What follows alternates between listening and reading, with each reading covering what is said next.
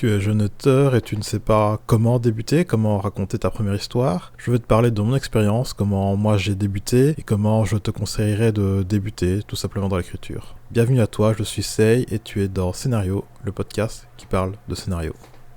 Personnellement, celui que je me souvienne, j'ai toujours aimé les histoires, toujours aimé en raconter. Je me souviens que je me racontais des histoires dans ma tête quand j'étais tout jeune, quand j'étais enfant.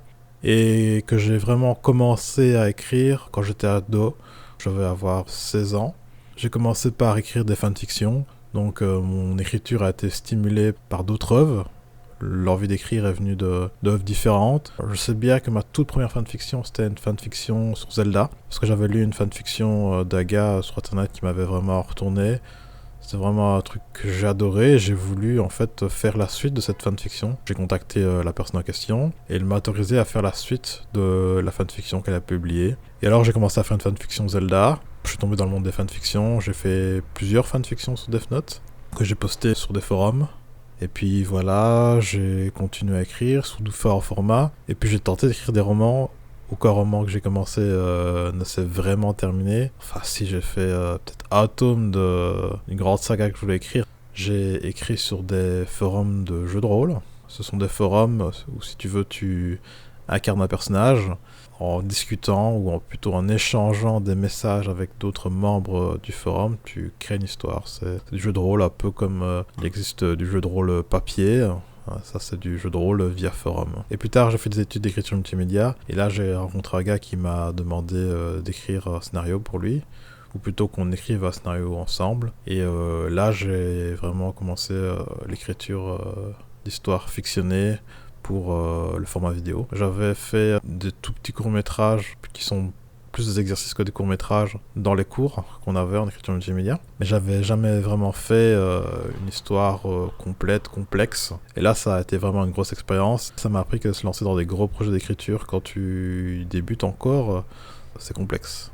Ça peut être décourageant. On a de la chance que le projet ait vu le jour au final, après plusieurs années, parce que ça a été long, difficile. L'écriture, c'était pas vraiment le problème, c'était plutôt le tournage. C'était un moyen-métrage bénévole, donc il fallait trouver les jours où tout le monde était disponible, il fallait trouver les lieux. Bref, c'était vraiment difficile, quoi. Et là, j'ai enchaîné avec les courts-métrages. L'expérience que j'ai eue de faire un moyen-métrage en étant débutant m'a beaucoup aidé. J'ai vraiment voulu être plus efficace, plus concis. C'est là où je me suis vraiment intéressé aux techniques d'écriture. Donc là, je vais te parler des livres que j'ai lus au niveau des techniques d'écriture. Mon premier livre, c'était Approche du scénario de Dominique Parent-Altier. C'est un tout petit bouquin, c'est vraiment sympa. Il y a vraiment, la base de la construction d'histoire. Et un truc tout bête que j'ai appris, c'est comment formater un scénario, comment est-ce qu'on l'écrit.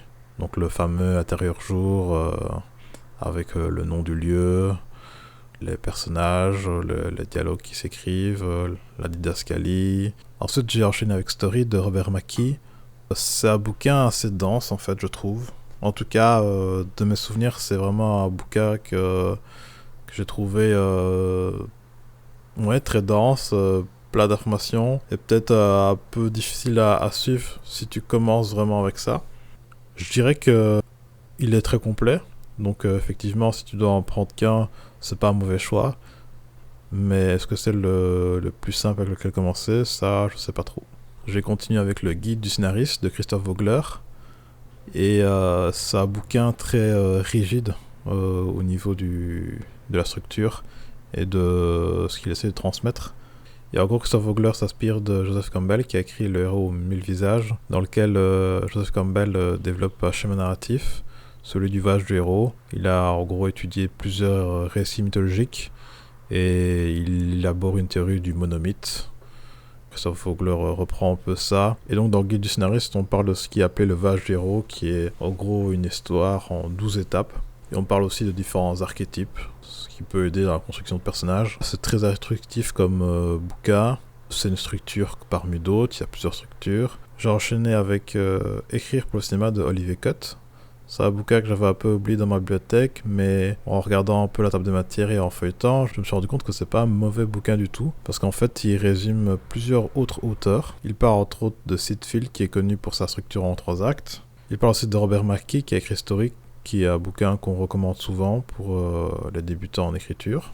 Il parle aussi de John Truby, qui a écrit l'anatomie du scénario, qui est mon livre préféré, en tout cas de référence dans ce qui concerne l'écriture de scénario. Il parle aussi du voyage du héros de Joseph Campbell. Et il parle aussi des 36 situations dramatiques de George Polti. Et alors arrive l'anatomie du scénario de John Truby, qui est, comme j'ai dit, dans tout ce qui concerne guide d'écriture, ma référence à moi. Je pense qu'il m'a surtout marqué parce qu'il m'a fait comprendre l'importance du personnage principal, parce que c'est lui qui va porter ton message, c'est lui qui va incarner ce que tu veux transmettre au public. C'est vrai que j'ai toujours été quelqu'un qui était fort axé sur le concept, sur la prémisse, sur ce qui fait que mon histoire est vraiment originale, mais c'est vrai que je ne m'étais pas attardé avant sur ce que je veux transmettre, ce que le public va vraiment retenir à la fin de mon histoire. Voilà, je l'ai un peu découvert en lisant l'anatomie du scénario, et il y a sûrement d'autres bouquins qui en parlent, mais là vraiment ça m'a frappé. J'ai aussi trouvé qu'il était beaucoup moins rigide dans sa structure, et il propose une structure en 22 étapes, mais il parle aussi de 7 clés, de 7 étapes clés. Donc tu n'es pas obligé de suivre sa structure en 22 étapes, tu peux t'arrêter à ces 7 étapes. Et d'autres personnes vous diront, d'une manière générale, les structures scénaristiques, c'est plus des guides à prendre que des vraies choses à respecter. Après, pour moi, t'es pas obligé de lire tous ces bouquins pour commencer. Tu peux commencer un peu comme j'ai commencé, en écrivant tout simplement à l'instinct et t'améliorant avec les feedbacks de tes lecteurs, de tes amis, ta propre autocritique. Mais si je dois vraiment conseiller un livre pour commencer, je pense que je conseillerais l'anatomie du scénario de John Truby, car comme je dis, c'est très souple au niveau de la structure, il y a des techniques narratives intéressantes dedans, et aussi, comme il le dit, sa structure, c'est pas une structure uniquement filmique, c'est une structure qui peut convenir à tous les types d'histoires. Voilà, c'est tout ce que j'avais à dire. Je fais un podcast tous les lundis qui parle de scénario de manière générale. Si c'est le genre de contenu que tu aimes, n'hésite pas à t'abonner. Et d'ici là, je te dis salut!